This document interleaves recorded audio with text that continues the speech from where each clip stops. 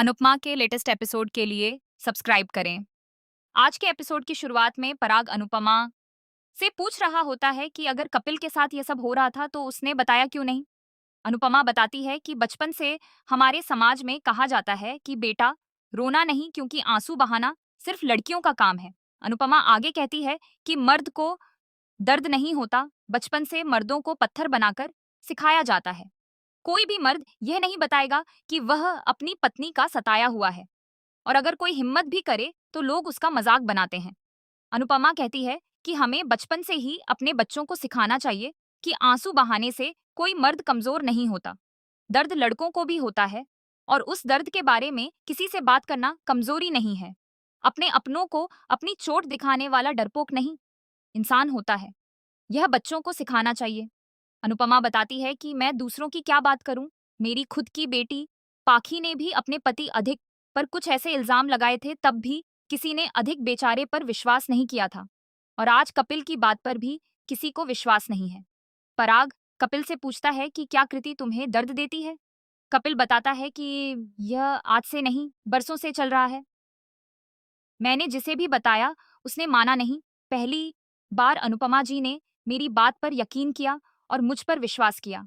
मोटी बा कहती हैं कि हम नहीं मानते कि कोई भी पति अपनी पत्नी के ताने सुनता है।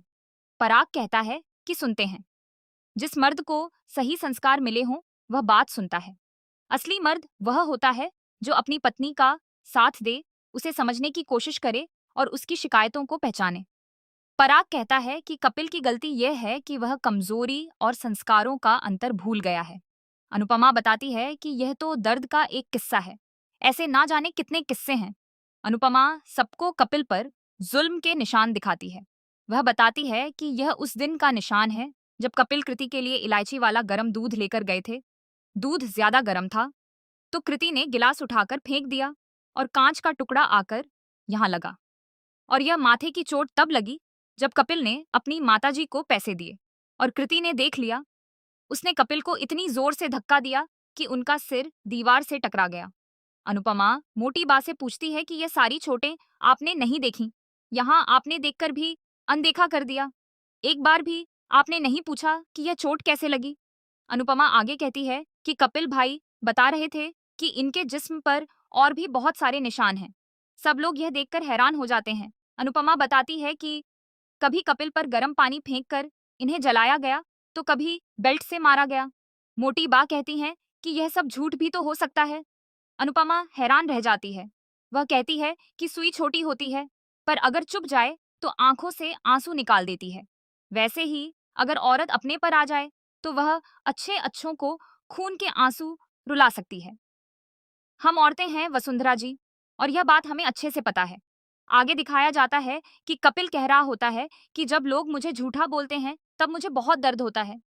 कपिल कहता है कि मर्द को भी दर्द होता है और बहुत ज्यादा होता है। कपिल रो रहा होता है। पराग कहता है कि हम जो खुद को बहुत स्मार्ट समझते हैं, हम भी कभी बेटा बेटी में फर्क कर जाते हैं। बेटियों को कुछ और सिखाते हैं और बेटों को कुछ और सिखाते हैं। जिंदगी अगर ब्लैक बोर्ड है तो हमने ठीक उसके बीच एक लकीर खींच रखी है। अनुपमा भावुक होकर कहती है कि अत्याचार चाहे किसी के साथ भी हो, बेटे के साथ हो, बेटी के साथ हो, बच्चे के साथ हो या किसी बेजुबान जानवर के साथ, वह गलत है। गलत है, बहुत गलत है। प्रेम कपिल को पानी देता है। पराग कृति से कहता है कि मुझे नहीं पता था कि तू ऐसी है। अगर तुम्हें पति पसंद नहीं था तो छोड़ देती, अगर रिश्ता नहीं रखना था तो तोड़ देती। अनुपमा मोटी बा से पूछती है कि आपको अभी भी विश्वास नहीं हो रहा है, अभी भी आपको कृति की सच्चाई दिखाई नहीं दे रही है।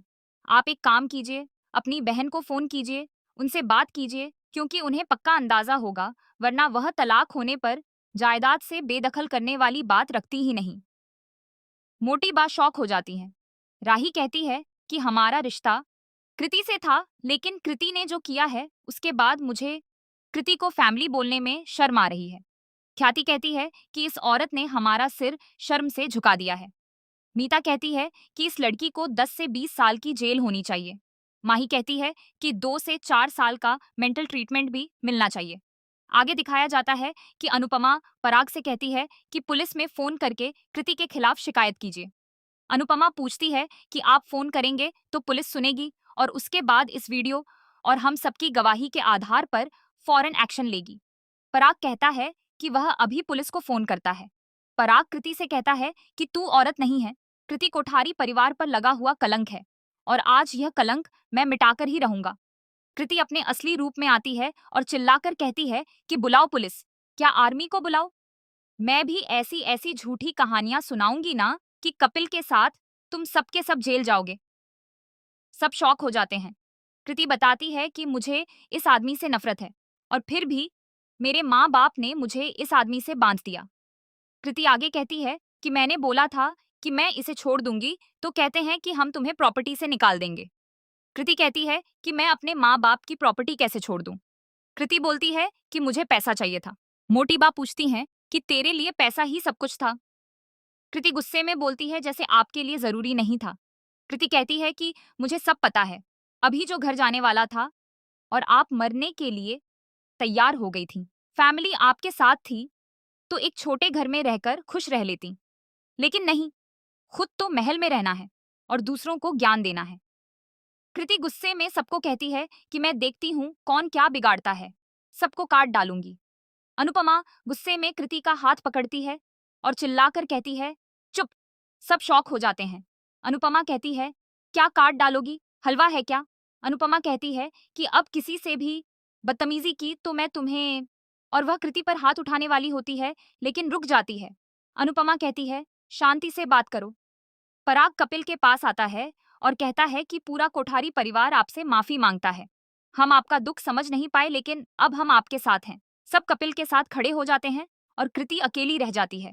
दूसरी तरफ शाह हाउस में पाखी किंजल से टकराती है और पाखी के हाथ से बहुत सारे पैसे गिर जाते हैं। तोशु भागकर आता है और पैसे उठाता है। पाखी कहती है कि ये मेरे पैसे हैं। बापूजी पाखी से पूछते हैं कि इतने पैसे कहाँ से आए।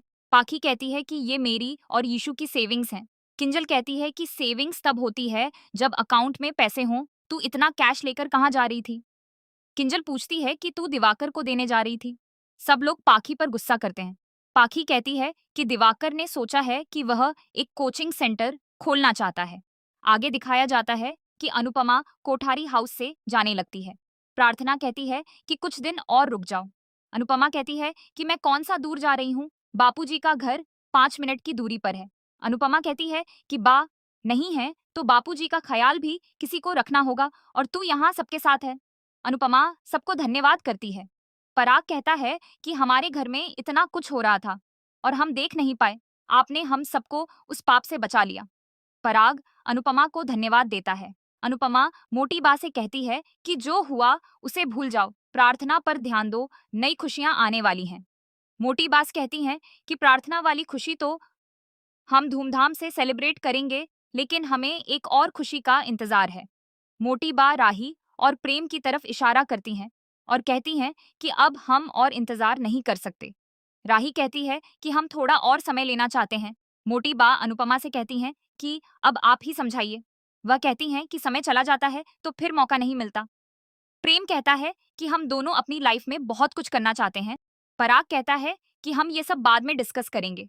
मोटी बा कहती हैं कि हम ये बात अभी करेंगे और अनुपमा जी के सामने करेंगे। वह कहती हैं कि हमें पता है कि राही को अपनी पहचान बनाने का शौक है, लेकिन पहचान बनाने को शौक ही रहने दो और परिवार को ज्यादा समय दो। वह कहती हैं कि परिवार बनाने के लिए यही सही समय है और यहीं पर आज का एपिसोड खत्म होता है। अगले एपिसोड में बापूजी अनुपमा को अपने दोस्तों के बारे में बताते हैं कि मेरा एक दोस्त 4 महीने पहले ही इस दुनिया से चला गया। अनुपमा बापूजी से कहती है कि वह अपने बाकी दोस्तों से जरूर मिलेंगे। दोस्तों, अगर आपको हमारी ये वीडियो पसंद आई हो तो हमारे चैनल को सब्सक्राइब करें। धन्यवाद।